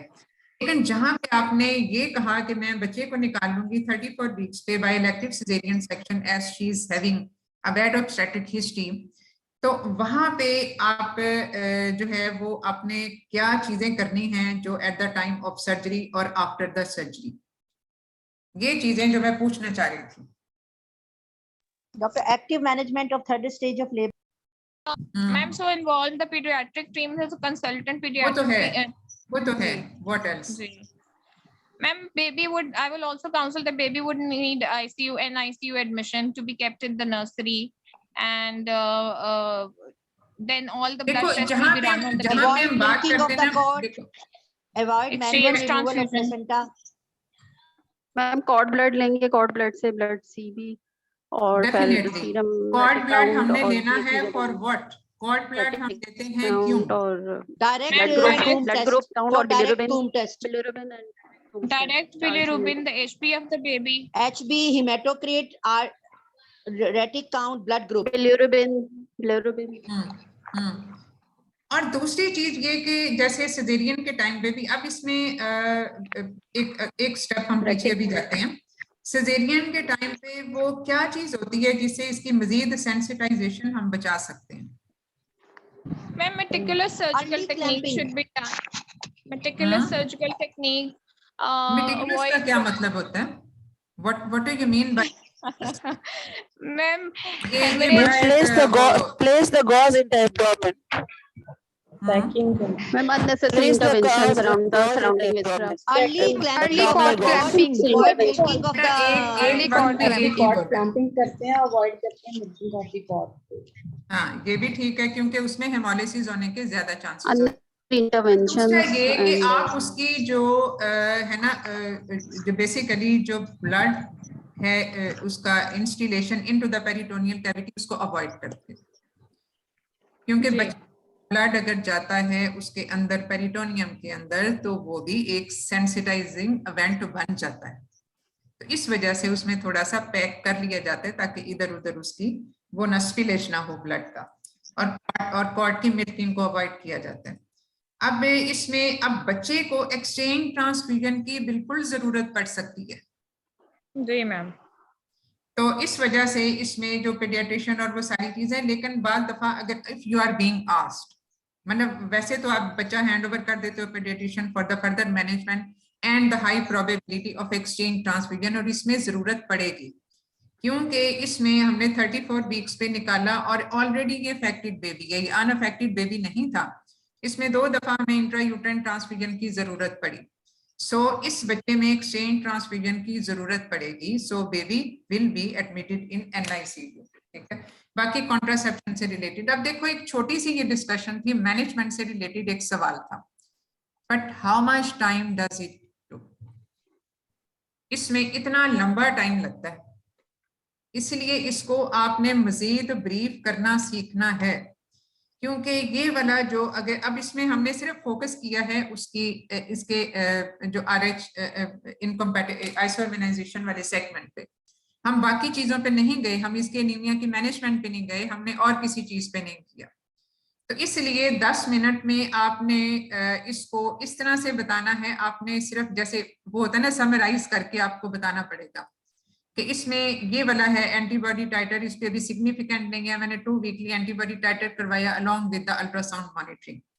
फिर उसके बाद अगर कोई सवाल आ जाता है कि अब एंटीबॉडी टाइटर इतना आ गया तो फिर अब मेरी मॉनिटरिंग मजीद कंटिन्यू रहेगी, because still the titer is below that sensitive titer जहां पे फीटल एनीमिया स्वेयर डिग्री का हो सकता है, but now the frequency of monitoring will be increased. ठीक है, फिर उसके बाद अब ये है कि इसमें सपोज ये टाइटर रेज हो जाता है और फीचर्स आ जाती हैं, तो then there will be need for intrauterine blood transfusion, and for that I will refer the patient to the fetomaternal unit. और उसमें ये कि फीटोमेटर्नल यूनिट जो है उसमें इंट्रायूटेराइन ट्रांसफ्यूजन के बाद again the monitoring will be continued, and my aim will be to extend to prolong her pregnancy till 34 weeks minimum, and I will give her steroid cover. 34 weeks पे I will do an elective cesarean section and I will deliver the baby and hand over to pediatrician for the further management, which will include the assessment on the fetal blood for blood grouping and cross matching, direct Coombs test, blood group and RH factor, direct Coombs test and bilirubin level. ठीक है, ये सारा उसका antibody status वगैरह सारा कुछ आपने ये देखना। और फिर उसके बाद and if there is need which probably will be needed for exchange transfusion. तो इस तरह से आप बहुत थोड़े से टाइम पीरियड में ये सारी चीजें, चूंकि हमने डिस्कशन बीच में चलाई इस वजह से वो लंबा चल गया, क्योंकि हम इसमें थोड़ी सी क्वेरीज जो हैं वो बीच में साथ साथ डिस्कस करते जाते हैं। तो अगर आप इसको थोड़ा सा प्रैक्टिस करते जाओ तो ये बहुत मुश्किल नहीं होता। इसमें सिर्फ बात यह है कि आपको एक लंबी बात को छोटा करके बताने की प्रैक्टिस होनी चाहिए कि ये अब जैसे ये वाला सिनेरियो है, अब इसमें आप जो घर पे भी प्रैक्टिस कर सकते हो वो ये कि इस सिनेरियो से 2-3 चीजें आप निकाल लो। कि फर्ज किया मुझसे ये पूछा जाता है कि आप इसकी डिटेल एवेल्युएशन कैसे करोगे। सपोज डिटेल एवेल्युएशन, अगर तो इस तरह का सवाल अमूमन आता नहीं होता, इसमें डिटेल एवेल्युएशन का मतलब होता कुछ नहीं है, उसमें तो हिस्ट्री एग्जामिनेशन इन्वेस्टिगेशन सब कुछ ही आ जाता है। तो उसमें स्पेसिफाई होगा, या फिर ये कि इसमें आप फर्दर मैनेजमेंट अब इस पेशेंट में कैसे करोगे। 2-3 सेगमेंट उसमें हो सकते हैं कि छोटा सा ब्रीफ केस हुआ, उसके बाद ये कि आप इसमें इन्वेस्टिगेशन क्या कराओगे और इसकी मैनेजमेंट क्या करोगे। ठीक है, तो इस वजह से जो है वो इसको आप खुद भी प्रैक्टिस, टाइम बाउंड प्रैक्टिस आप इसमें कर सकते हो, टाइम देखते जाओ और उसमें उसको प्रैक्टिस करते जाओ। तो इसमें बहुत मुश्किल नहीं है, सिर्फ इसको प्रैक्टिस करने की जरूरत है। मैम ये जो टाइटर है, 34 मैम ये जो वीक्स टाइटर में है, इसका एंटीबॉडी टाइटर सिग्निफिकेंटली हाई हो जाता और middle cerebral artery peak systolic velocities जो है वो more than 1.5 multiple of median होती। तो हम इसको फीटल ब्लड सैंपलिंग करने के बजाय स्टेरॉइड कवर दे के डिलीवर करा के एक्सचेंज ट्रांसफ्यूजन बेस्ट है या हम फीटल ब्लड सैंपलिंग करें? देखो नहीं, अब डिपेंड करता है जेस्टेशनल एज क्या है। Gestational age less than 34 weeks, intrauterine transfusion more than 34 weeks. अगर ये चीजें मिडिल सेरिब्रल आर्टरी फ्लो सब चीजों में मसला आ गया, take out the baby and go for exchange transfusion. ठीक है, okay thank you. Cordocentesis basically आपने पहले बच्चे का ब्लड लेना होता है फॉर इंट्रायूट्राइन ट्रांसफ्यूजन। कोर्डोसेंटेसिस करके बच्चे वो निकालते हो ब्लड, और उस पे आपने बच्चे का ब्लड ग्रुप देखना है, उसका फीटल हीमोग्लोबिन देखनी है, और ये सारा कुछ देख के फिर आपने अकॉर्डिंगली उसके मुताबिक फिर उसको ब्लड ट्रांसफ्यूजन करनी होती है। तो डेफिनेटली उसमें बहुत सारे रिस्क हैं, लेकिन ये है कि बच्चा 34 वीक से ऊपर है तो फिर आप बच्चे को निकाल लो, 34 से नीचे है तो प्रीमैच्योरिटी एक बहुत बड़ा थ्रेट होता है। तो इस वजह से प्रीमैच्योरिटी के हिसाब से 34 वीक से नीचे ट्रांसफ्यूजन की तरफ लेके जाओ। थैंक यू मैम ये जो टाइटर है जी मैम, अगर इस तरह का स्टेशन आ जाए कि प्रीवियस बेबी हाई ड्रॉप्स है और कोई अलाइव इशू नहीं है, और पेशेंट जो वहाँ पे हमारे पास जो पेशेंट होगी वो यही कहे कि मुझे ये बेबी अलाइव चाहिए, तो हम उसे फीटल ट्रांसफ्यूजन्स की ही सिर्फ ऑप्शन देंगे या फिर वो प्लाज्मा फेरेसिस, इम्यूनोग्लोबुलिन, ये चीजें भी हम उससे डिस्कस करेंगे? वो चीजें होती हैं after birth of the baby. Intrauterine life में नहीं मैम, वो एंटीनेटल हमारे पास मतलब अभी तक the most effective treatment would be intrauterine. देखो प्लाज्मा फ्रीसीज या इम्यूनोग्लोबुलिन जो देते हो वो दैट आर टेम्परेरी, उनका एक वैसे तो इसका भी इफेक्ट इतना बहुत लंबा नहीं चलता, लेकिन उससे मसला हल होता। उसमें जो ऑलरेडी फीटल अनीमिया हो चुका हुआ है वो तो मैनेज नहीं हो रहा है इम्यूनोग्लोबुलिन देने से। और दूसरी बात ये कि इंट्रावीनस आपको देनी पड़ती है इम्यूनोग्लोबुलिन, उसमें वो वही उसके थ्रू वो आप इंट्रायूट्राइन लाइफ में ये चीजें प्रैक्टिस नहीं की जाती। Intrauterine transfusion is the only answer to prolong the pregnancy in such cases, और वो टाइम टू टाइम करना पड़ता है। बाद दफा इसको थोड़ा सा ज्यादा फ्रीक्वेंसी के साथ भी इंट्रायूट्राइन ट्रांसफ्यूजन देनी पड़ती है। अमूमन ये 2-3 हफ्ते के बाद जरूरत पड़ती है, लेकिन बाद दफा हो सकता है अगर एंटीबॉडी अगर इतना ज्यादा उसकी baseline antibody titer already is so high, तो उसमें तो हेमोलिसिस बहुत जल्दी हो रही होती है, उसमें एनीमिया बहुत जल्दी हो रहा होता है, उसमें फिर आपको intrauterine transfusion may be more frequently required with all its consequences, all its complication। आप कोर्डोसेंटेसिस करते हो वहां पे क्वाड टेम्पोनेट का होने के चांसेस बहुत ज्यादा होते हैं, उसमें फीटल हाइपोक्सी ये सब चीजें ज्यादा होने के चांसेस होते हैं। सो आप अगर तो वो बहुत प्री टर्म है तो फिर तो उसमें, और ये भी चीज देखो कि इसमें जो एंटीजन एंटीबॉडी रिएक्शन है वो 20 हफ्ते से पहले तो आ नहीं सकता, उसके बाद उसका ग्रेजुअली जो है वो बढ़ना शुरू होता है। ठीक है, इस वजह से जो ज्यादा से ज्यादा टाइम पीरियड होगा, जो ज्यादा इसका रिस्की टाइम पीरियड होगा वो होगा 28 से लेके 34 वीक्स तक का टाइम पीरियड, क्योंकि वही वो टाइम पीरियड है जिसमें माँ से बच्चे को एंटीबॉडी ट्रांसफर भी हो रही है और वो ज्यादा इफेक्ट कर रही है। तो वो 28 से लेके 34 वीक्स तक का टाइम पीरियड आपने गुजारना है विद इंट्रायूट्राइन ट्रांसफ्यूजन, एक ऐसा जिसमें ऑलरेडी 2 हाइड्रोक्सीपेटाइटिस की वजह से नियोनेटल डेथ्स हो गई एंड द बेबी, डेफिनेटली वो तो फिर हर कपल की ख्वाहिश होती है कि लाइव बेबी ही चाहिए, तो इसलिए आपने उसको इंट्रायूट्राइन ट्रांसफ्यूजन के साथ कवर करना है। ठीक है मैम, अब 34 वीक से लेस पर हाइड्रॉप्स डेवलप उसने कर लिया तो अब इसको डिलीवरी कराना है ना इसको भी, या अगर तो ऑलरेडी हाइड्रॉप्स इतना स्वेरिटी उसकी हो चुकी हुई है, ये तो देखो हमने स्वेयर हाइड्रॉप्स होने से पहले बचाना है उसको पहले उससे उसको डिटेक्ट भी करना है, उसकी ट्रीटमेंट भी करनी है। लेकिन अगर सेम पेशेंट हमें प्री प्रेगनेंसी काउंसलिंग में आ जाए तो हम क्या इसको कहेंगे काउंसलिंग तो सबसे पहली चीज होती है, हो सकता है आपको प्री प्रेगनेंसी काउंसलिंग के लिए प्री प्रेगनेंसी काउंसलिंग डेफिनेटली वो होगी, और ये होगी इस केस में अगर हम इसको फिट करें तो अभी तो जाहिर है काउंसलिंग मौजूदा सिचुएशन के मुताबिक होगी कि ये चीजों की जरूरत पड़ सकती है, और ये हमने, क्योंकि प्लान ऑफ मैनेजमेंट अब काउंसलिंग में क्या होता है, उसकी जो सेगमेंट्स होती हैं वो एक तो जनरल प्रिंसिपल्स ऑफ काउंसलिंग होते हैं कि आपने उसको ग्रीट कैसे करना है, बात कैसे करनी है, यूज करनी है एंड ऑल दैट फीचर्स। लेकिन उसमें ये कि उसकी मौजूदा सिचुएशन क्या है, उसके रिस्क फैक्टर्स क्या क्या हैं पेशेंट में इस वक्त, उनकी क्लिनिकल सिग्निफिकेंस क्या है, उसमें हमारे पास ऑप्शंस क्या हैं, प्लान ऑफ मैनेजमेंट हमारा क्या है, और इसके अलावा प्लान ऑफ मैनेजमेंट के साथ क्या क्या कॉम्प्लिकेशन होने के चांसेस हैं इसमें। तो इसलिए हम इसको इंट्रा यूट्राइन फीटल डेथ और ड्रॉप स्पिटैलिस, ये सारी चीजों की का हम काउंसलिंग में ऐड करेंगे। ये सब चीजें हो यही सकती सवाल है तो क्या मैम मैं अगर प्रेग्नेंट सीवियरली हो सकती हाइड्रोपिक हूँ कि फीटस है नहीं, तो हमें तो कब इसका डिलीवर यस करा और नो देना में चाहिए, आंसर कौन करना सी होगा। जेस्टेशनल एज तक? हेलो जी जी बेटा, एक वक्त में मैम, एक अगर क्वेश्चन करें। इनका यही क्वेश्चन हो कि क्या मैं प्रेग्नेंट हो सकती हूँ, तो इसको आंसर हम यस में करेंगे कि नो में करेंगे, आफ्टर ऑल कंसिक्वेंसेस जो है ना उसको यानी बता के। अगर यही पेशेंट हो, ये यही वाला जो हमने पेशेंट जो है ना डिस्कस किया, प्रेगनेंसी काउंसलिंग के लिए आ रही है, हमें उसको सारे जो है ना रिस्क जो है ना वो एक्सप्लेन हाँ जी। कर दिए, एंड में ये क्वेश्चन कर रही है कि क्या मैं प्रेग्नेंट हो सकती हूँ कि नहीं हो सकती हूँ, देखो तो जिसके इसको पास क्या तो हम कोई आंसर करेंगे? जिसके पास तो कोई लाइव इश्यू नहीं होता, आप उसकी होप्स को खत्म नहीं करते। ठीक है, अब अगर हम ये वाला पेशेंट जो हमने फातिमा के साथ डिस्कस किया, इसमें तो डेफिनेटली शी कैन बिकम, लेकिन अगर उसके ये भी, क्योंकि हमें इस बच्चे का आउटकम अभी नहीं पता, though we have done our best कि उसको अलाइव बेबी ही हम निकालें, लेकिन बाद में कैसी मैनेजमेंट चलती है that we don't know.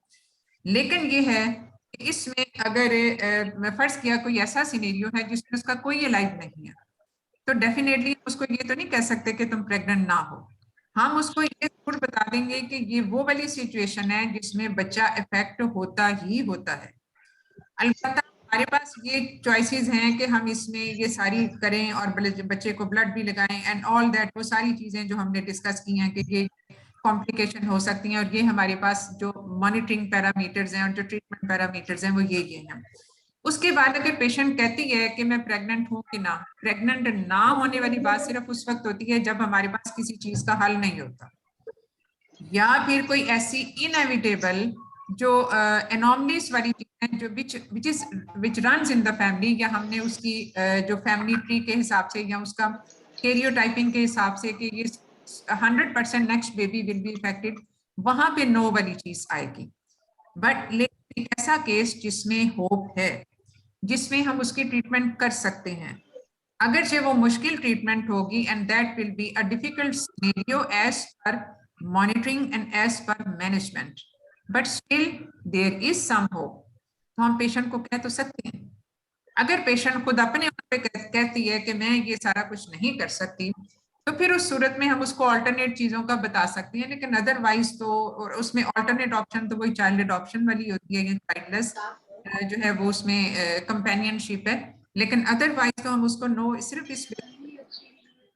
Ma'am अगर 32 वीक्स पे पेशेंट सिवियरली हाइड्रोपिक फीटस हो गया है, हम 34 वीक का वेट तो नहीं करेंगे, हम उसको डिलीवर करा देंगे ना? फिर नहीं करेंगे। देखो अगर स्वेयर हाइड्रॉप्स हो गया है और उसमें मतलब मिडिल सेरिब्रल आर्टरी वाला भी सारी चीजें बैडली अफेक्टेड हैं, अव्वल तो अगर आप, लेकिन ये सिनेरियो के हमारे पास पेशेंट ये भी आया है और उसमें baby is alive but still there are features of hydrops fetalis and middle cerebral artery की डिस्टर्बेंस, बच्चे को फिर निकालो, इसलिए कि उसमें तो हम नहीं लटका सकते ना उसको मजीद। मैडम ये पेशेंट तो मुझे एक सवाल पूछना है। हाँ जी मैडम ये पेशेंट मैम टाइटर है हमारे पास मैम, बुक्स में तो ये भी लिखा हुआ है कि लेबोरेटरी बेस होता है, तो 1:16 भी उन्होंने जो है वो सिग्निफिकेंट दिया हुआ है। वो बेसिकली सेंसिटिव 1:16 पे इफेक्ट जो है वो सेंसिटिव इफेक्ट आने के चांसेस होते हैं। 1:32 पे डेफिनेटली इफेक्ट आ जाती हैं, उस पे शुरू होते हैं। 1:16 इसमें देखो वही बात है ना कि इसमें जो रेंज होती है उस पे एक रेंज है जिससे नीचे इफेक्ट नहीं आते अगर मौजूद है, लेकिन एक रेंज है जिसके बाद इफेक्ट आहिस्ता आहिस्ता आना शुरू होते हैं और 1:32 पे तो फुल ब्लोन आ सकती हैं, आपने उस स्टेज तक करना। सो you have in between you have to do intrauterine transfusion, ठीक है? तो वहां पे आप फिर शुरू कर लेते हैं, क्योंकि आप वन से इसका हाँ जी। मतलब ये कि 1:16 पे भी हम जो है वो उसका फीटल ब्लड सैंपलिंग करके और फिर उसको देखेंगे इंट्रायूट्राइन ट्रांसफ्यूजन करना है। देखो 1:16 पे आपका जो सबसे पहला सेंसिटिव मार्कर होगा ना, वो होगा मिडल सेरिब्रल आर्टरी, जो उसका पीक वेलोसिटी होता है, वो सारा पीक सिस्टोलिक वॉल्यूम, वो वाली सारी चीजें आपने ये देखनी है।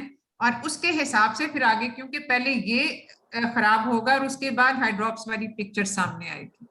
यस मैम, यस मैम 1:8 पे हम तो अगर तो 1:16 पे ही मिडल सेरिब्रल आर्टरी की गड़बड़ आ गई तो फिर हो सकता है आपको इंट्रायूटेरन ट्रांसफ्यूजन की भी जरूरत पड़ जाए। Yes, ma'am ma'am. एक क्वेश्चन Thank you. पूछना है, अगर ये वाला पेशेंट जो है 32 वीक्स पे अनबुक्ड हमारे पास आती और हमारे पास सिर्फ स्कैन के फाइंडिंग्स में सबकुटेनियस एडिमा है और एसाइटीज है ये बेबी में, सवाल और मैंने नेगेटिव ब्लड उनसे ग्रुप मेरा ख्याल है जवाब दे दिया है कि अगर हाइड्रॉप्स पिटालिस वाली पिक्चर आ जाती है, मिडल सेरिब्रल आर्टरी की फ्लो की गड़बड़ आ जाती है, तो फिर उसमें देखो already we have crossed that sensitive line. अब उसमें जो का मतलब है फीटल एनीमिया उस डिग्री तक पहुंच गया जहां पे हाइड्रॉप्स भी हो गया, मिडल सेरिब्रल आर्टरी का मसला भी हो गया। हमने इंट्रायूटेराइन ट्रांसफ्यूजन देनी है जब अभी हाइड्रॉप्स की पिक्चर नहीं आई या बहुत इनिशियल स्टेज पे है। लेकिन अगर हाइड्रॉप्स वाली उस तरह से पिक्चर फुल ब्लोन आ जाती है सारी बाकी सारी चीजों के साथ, तो फिर बच्चे को निकालो और उसको एक चेन ट्रांसफ्यूजन करो। डेफिनेटली NICU में तो ज्यादा देर रहेगा, 32 वीक्स के भी तो सर्वाइव कर जाते हैं। एक्सक्यूज मी मैडम, ये पूछना था कि ऐसे बच्चे जो होते हैं ना, जो सीवियरली एनीमिक होते हैं, आपने मोड ऑफ डिलीवरी का ही पूछा है ना? जी मैम, मोड डिलीवरी का बता रही हूँ। हाँ, मोड ऑफ डिलीवरी का ये जो हमारे पास 32 वीक्स के आई विद फीचर्स ऑफ हाइड्रॉप्स, ये बच्चे जो एनीमिक होते हैं, they already have hypoxic state, वो ऑलरेडी हाइपोक्सिक स्टेट में होते हैं, they can not bear the stress of labour, इसलिए इनको हमें इलेक्टिव सेक्शन से निकालना। मैम अगर पेशेंट है, अगर एक क्वेश्चन बताइएगा, बेटा एक वक्त में एक पूछे ना क्वेश्चन, आप किसी के सवाल की समझ नहीं आ रही। 34 वीक्स पे अगर इंट्रायूटेराइन ट्रांसफ्यूजन हमने किया है, उसको 34 वीक्स पे हम प्लानर डिलीवरी कर रहे हैं, प्रीवियस एसटीडीज अगर उसकी हैं तो उसमें तो हम उसमें भी नॉर्मल ट्रायल नहीं देंगे क्योंकि they are more prone to hypoxic, they are more prone to hypoxic damage, मतलब वो हाइपोक्सिक को ज्यादा वो होते हैं। मैडम प्लीज ये बताइए, मैडम एक क्वेश्चन बताइएगा, अगर पेशेंट डिलीवर हो गई है। हाँ जी, अब 2-3 सवाल है, किसी सवाल की समझ नहीं आई, अब बताएं जरा। मैम ये पेशेंट अगर हमारे पास नेक्स्ट प्रेगनेंसी में आता है बुकिंग पे, तो हम इसका एंटीबॉडी टिटर करवाएंगे क्योंकि पहले से हाइड्रॉप्स को डेवलप हो चुका हुआ है ना बच्चे को, तो मदर का एंटीबॉडी टिटर करवाएंगे नेक्स्ट प्रेगनेंसी में बुकिंग पे। देखो नेक्स्ट प्रेगनेंसी में एंटीबॉडी टाइटर का करवाने का जो है वो बेसलाइन तो हमने 20 वीक्स पे भी करवा लेंगे तो वो ठीक है, लेकिन ये है कि उसके बाद उसका स्टेटस चेंज हो, टाइम टू टाइम हमने करवाना ही करवाना है। लेकिन अब इनिशियल जो बिल्कुल शुरू के लेवल्स होते हैं, स्टार्ट फ्रॉम जो है इसका 20 वीक्स पे, उसके बाद आप इसको 4 वीकली भी करवा सकते हो, बट आफ्टर 20 वीक्स 28 आप इसको 2 वीकली इंटरवल पे लेके जाना। ठीक है। और मैडम अगर रिकरेंट ब्लीडिंग होती है पेशेंट को, तो हम कहते हैं रिकरेंट ब्लीडिंग अगर हो रही है इस RH नेगेटिव पेशेंट को, तो उसमें हम कहते हैं कि जब भी ब्लीडिंग कि उसको एंटी प्रोफिलैक्सिस लगा दें और नेक्स्ट उसकी डोज लगेगी आफ्टर 6 वीक्स। अगर विद इन 6 वीक्स उसको दोबारा ब्लीडिंग हो जाती है तो उस टाइम पे हम क्लीहॉर करके उतना ऐसे पेशेंट की बात कर रहे हैं जो ऑलरेडी आईसीयू इम्यूनाइज्ड है? जी इम्यूनाइज्ड नहीं है मैम, जो इम्यूनाइज नहीं है इसको तो लगाने का फायदा ही नहीं ना होगा हाइड्रॉप्स का, उसका तो फायदा ही नहीं है, लेकिन इम्यूनाइज्ड नहीं है और पहली दफा को ब्लीडिंग हुई, आपने उस इवेंट पे उसको एंटीडी लगा दिया। अब फर्ज किया ये ऑन गोइंग है, ऑन गोइंग चल रहा है, वो 6 वीक्स तक एप्लीकेबल है, ठीक है, जैसे बीच में स्पॉटिंग हो गई, वो आपको 6 वीक्स के लिए कवर दे रहा है। अब फर्ज किया ब्लीडिंग स्टॉप हो गई, हफ्ते 2 हफ्ते के बाद एक फ्रेश एपिसोड हो गया, वो एक नया इवेंट है, उस नए इवेंट पे आपने फिर बेसिकली क्लेहॉर टेस्ट करके, क्योंकि देखो जो आपका जो है ये जो इम्यूनोग्लोबुलिन जो आपने दी एंटीडी की सूरत में, वो एक खास अमाउंट ऑफ ब्लीड को कवर करता है, लेकिन अगर उस ब्लीड की अमाउंट ज्यादा हो जाती है तो definitely that is not able to cover it, तो फिर बाद दफा आप इसको क्लेहॉर टेस्ट के साथ भी मॉनिटर कर रहे होते। ये अगर वो ज्यादा होता है तो फिर आपने उस पे एक रिपीट डोज दे देनी होती है, क्योंकि एक है जो कंटिन्यूस चल रही है, एक है जो होके बंद हो गई और उसके बाद 2-3 हफ्ते बाद दोबारा हो गई। उस दोबारा नए इवेंट पे लगाना जरूरी होता है, ऑन गोइंग पे लगाना जरूरी नहीं होता। और इसमें जो है वो आपने फिर क्ले हॉर टेस्ट के साथ उसको मॉनिटर करना होगा। मैडम काइंडली ये बताइएगा कि पेशेंट अगर डिलीवर होगी हुई है और उसके पास हाँ। सेंसिटाइज्ड मदर है, इसमें एंटीडी देने का कोई रोल है? नहीं, एंटीडी मैम ये फातिमा का ऑलरेडी मदर सेंसिटाइज्ड है। देखो ऑलरेडी अब इसमें एंटीबॉडीज तो ऑलरेडी बने हुए हैं मदर में।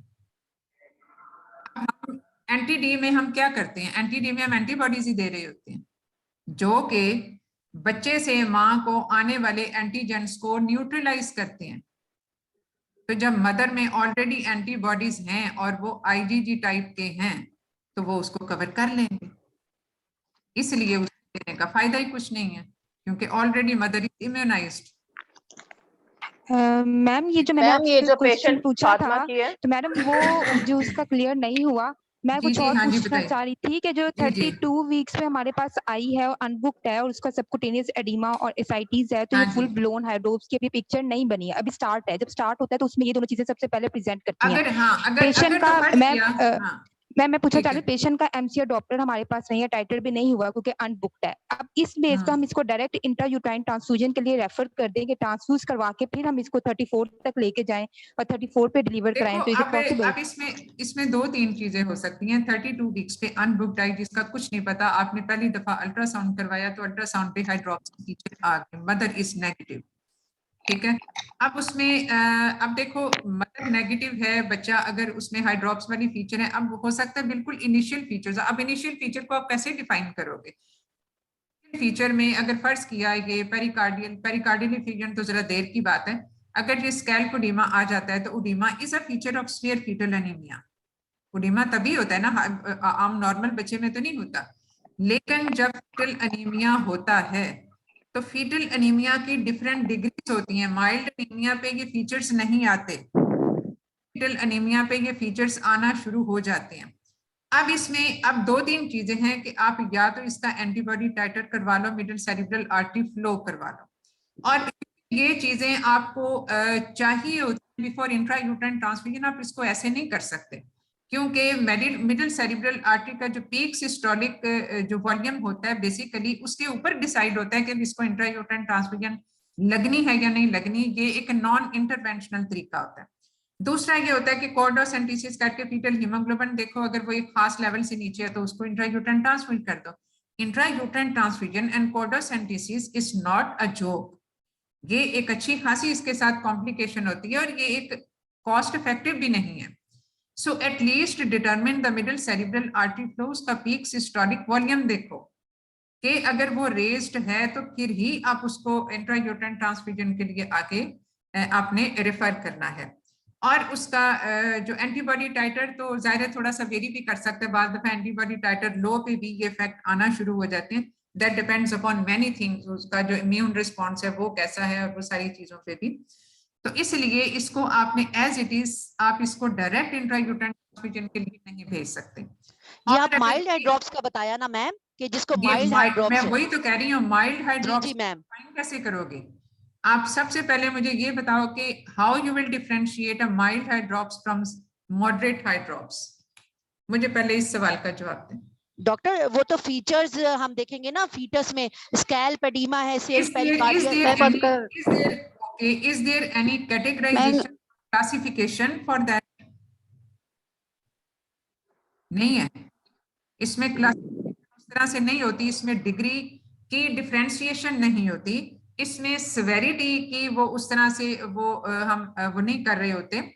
तो इसलिए जब फीचर्स आ गई, अब माइल्ड को मॉडरेट या स्वेयर के स्वेयर तो चलो हम कह सकते हैं पेरिकार्डियल एफ्यूजन है, प्लूरल एफ्यूजन है एंड ऑल दैट, लेकिन ये है कि इसमें स्किन ओडिमा हो गया, स्कैल्प ओडिमा सपोज है और कोई फीचर्स नहीं है, ठीक है ना, सिर्फ स्कैल्प ओडिमा, हम इसको सिंप्लीफाई करके ये कह सकते हैं।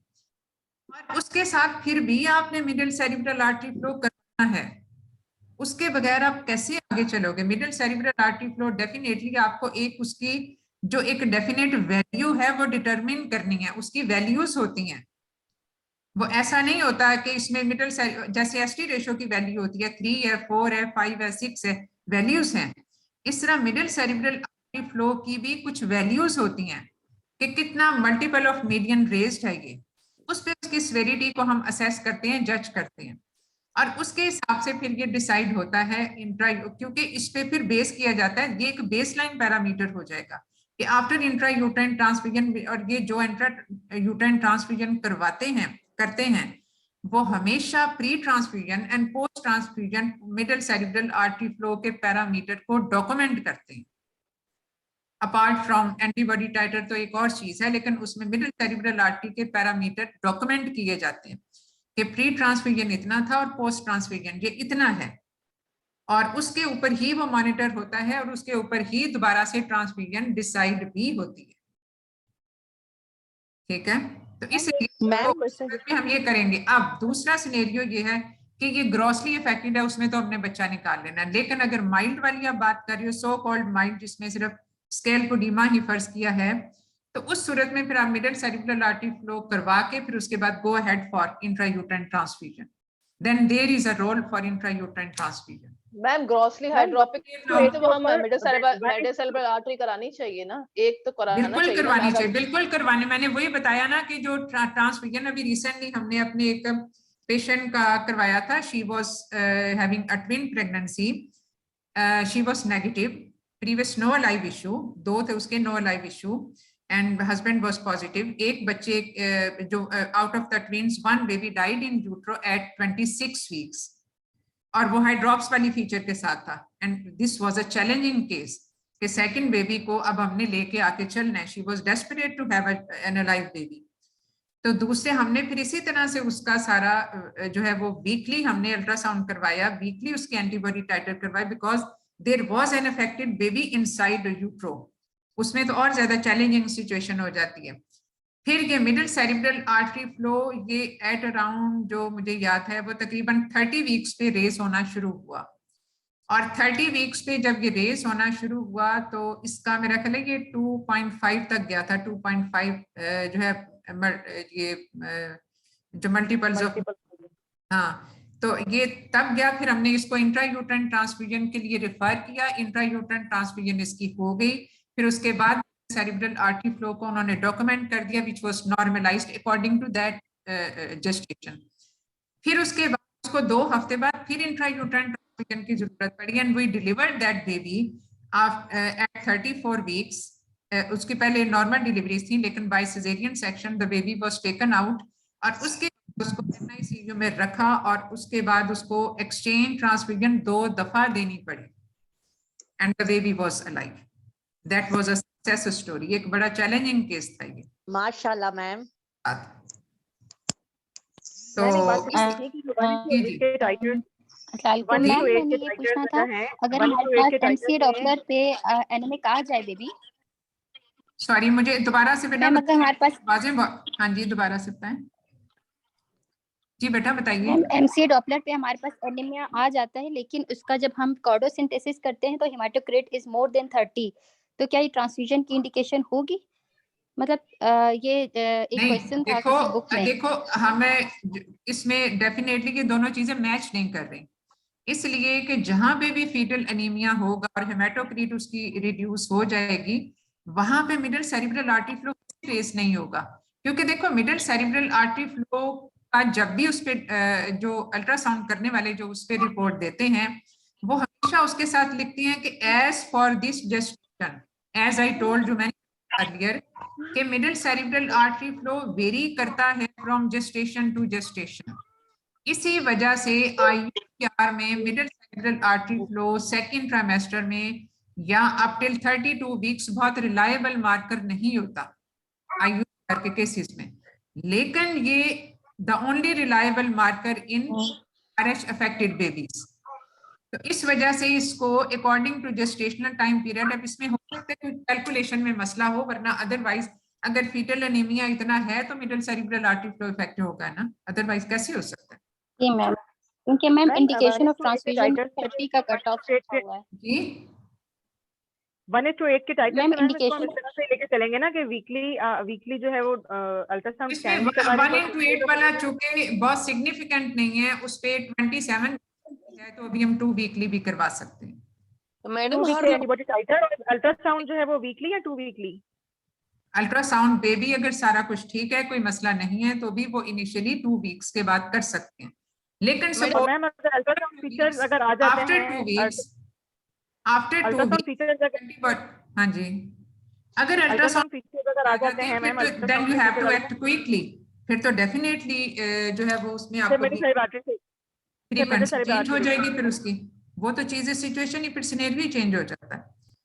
तो मेरा ख्याल है काफी सिंपल अल्ट्रासाउंड जो है वो एक हम करवा रहे हैं फॉर फीचर्स ऑफ अनीमिया देखने के लिए या हाइड्रॉप्स देखने के लिए। उसके बाद अगर उसमें कोई पॉजिटिव फीचर आता है तो फिर हम MCA middle cerebral artery Doppler से हम स्टार्ट करेंगे ना मॉनिटरिंग वीकली।